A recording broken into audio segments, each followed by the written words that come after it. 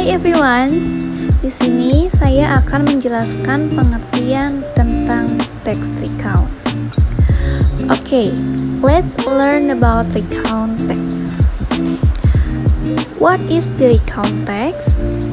A recount text is a type of non-fictional text that recounts events or experiences that have happened in the past. It typically presents information in a chronological order, detailing the sequence of events. Recount texts often include personal reflection or observations from the author about the events being recounted.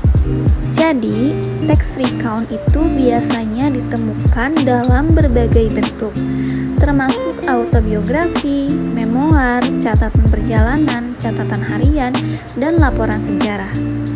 Mereka dapat berisi narasi subjektif dari sudut pandang penulis serta refleksi pribadi tentang peristiwa yang diceritakan. Dan tujuan dari teks recount adalah untuk menyampaikan informasi tentang peristiwa atau pengalaman masa lalu kepada pembaca, sambil memberikan pemahaman yang lebih dalam tentang konteksnya dan mungkin juga menarik perhatian pembaca dengan cerita yang menarik. Nah, selanjutnya di sini ada the point of recount text. The first point is description of events. Recount text provide a detailed description of past events or experience. These include information on what happened, where and when it occurred, and how the events unfolded. Jadi, yang dimaksud dengan description of events yaitu menggambarkan suatu peristiwa atau pengalaman yang terjadi di masa lalu. Ini mencakup tentang apa yang terjadi, di mana, kapan, dan bagaimana peristiwa itu terjadi. And second point is chronological order. Recount texts typically follow a chronological order, presenting events in the sequence in which they occurred. This helps readers to follow the narrative and understand the progression of events. Jadi, di dalam suatu peristiwa yang diceritakan itu harus disusun secara kronologis, sesuai dengan urutan waktu terjadinya peristiwa tersebut, agar bisa membantu pembaca juga mengikuti perkembangan peristiwa tersebut dengan jelas. Next, poin ketiga yaitu subjective reflection. Authors of recount texts often include personal reflection or opinions about the events being recorded. This adds a subjective element to the narrative, allowing readers to understand the events from the author's perspective.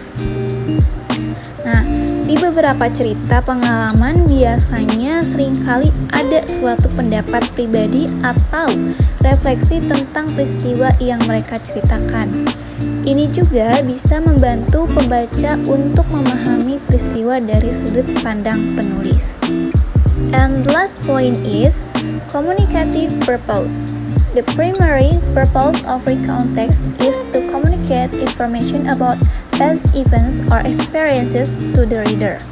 This may be done to inform, entertain, inspire, or educate the reader about something specific. Nah, tujuan utama dari teks recount adalah untuk menyampaikan informasi tentang peristiwa atau pengalaman di masa lalu kepada pembaca. Hal ini bisa memberitahu, menghibur, menginspirasi, ataupun mengajarkan pembaca tentang sesuatu. Oke, selanjutnya di sini ada some questions of recount text. The first question is, have you ever visit Prambanan Temple? Pernahkah kamu mengunjungi Candi Prambanan? Pertanyaan kedua, which place have you visit? Tempat mana saja yang pernah kamu kunjungi di sana? And the last question is, how do you feel visiting the place?